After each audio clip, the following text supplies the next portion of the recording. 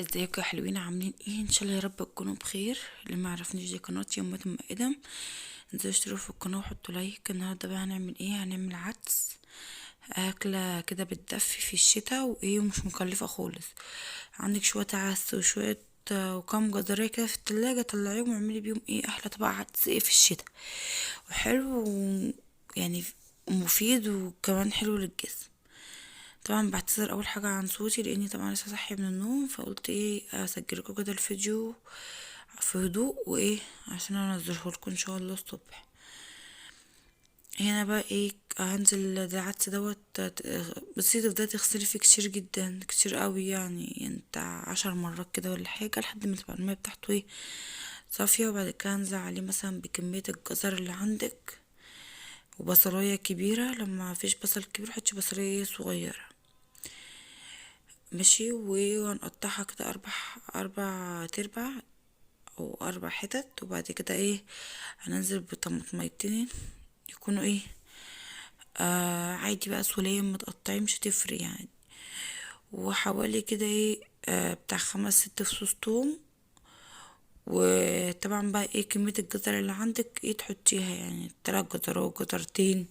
في ناس ما بتعملوش بجزر خالص، ممكن تحطي بطاطاية معاه. يعني اي خضار انت بتحبيه ممكن تحطيه مع الايه، مع العدس. يعني مش كوسه والكلام ده، لا. تحطي ادي الثوم اهو، ماشي.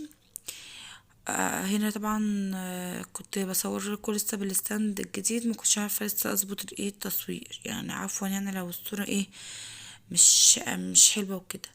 هنقطع بقى الجزر، ممكن نقطعه حلقات، ممكن مكعبات، اي حاجه يعني. عامه هو هيستوي، كل خضار دوت هتحطيه على النار هيستوي يعني.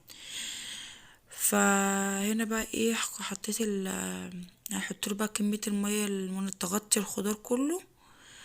بعد كده بقى ارفعه على النار لحد ما الجزر، طبعا هو ده اكتر حاجه او هنختبره استوى. خلاص بقى عن ايه هنبرده. هنا بقى ايه كنت بشوف الميه كده مناسبه ولا هيعوز ايه ميه تاني. هنا هو بعد بصوا كل الخضار طبعا ما استوى، اختبرت الجزر الاول اهو بصوا يعني سايح. هاخده بقى كده ايه على الخلاط، اخده بقى ايه امسكه اضربه في الخلاط. وبعد كده ايه هنشوف بقى هنروح نعمل ايه على البوتاجاز. لو وصلت معايا لحد هنا كده في الفيديو ما تنسوناش باللايك، عشان هو اللي بيرفع الايه الفيديو يخليه يتشاف. وطبعا بشكر كل الناس اللي بتحط لايك اول ما تخش الفيديو، والناس اللي بتكتب كومنتات حلوه، تسلم ايديكوا على كل كلمه حلوه بتقولها لي. الله انتوا بتشجعوني ان انا يعني ايه اقوم واصور وكده، واشوف يعني اعملكوا حاجات جديده ما عملتهاش قبل كده على القناه. هنا بقى اجيب حله كده على البوتاجاز واحطها، واحط فيها ايه شويه زيت، ماشي. وبعد كده بقى هنزل ايه بنص كوبايه شعريه او مج شعريه. دول كانوا اخر حبه شعريه عندي، فما كانتش الشعريه بتاعته ايه كتيرة. بصلاية بقى كده ايه مش مستاهله ان احنا نقطعها في الكب، هنقطعها كده ايه ونحطها ايه، يعني مش لازم نعمل حلل كتير يعني. حتى دي الحله اللي كنت عامله فيها العدس يا دوب غسلتها، ماشي. وقلت ايه اعمله فيها الطشه بتاعته، ماشي. دي الطشه بتاعت العدس. هقطع بقى كده البصلايه، ماشي، وهقلبها مع الايه مع الشعريه.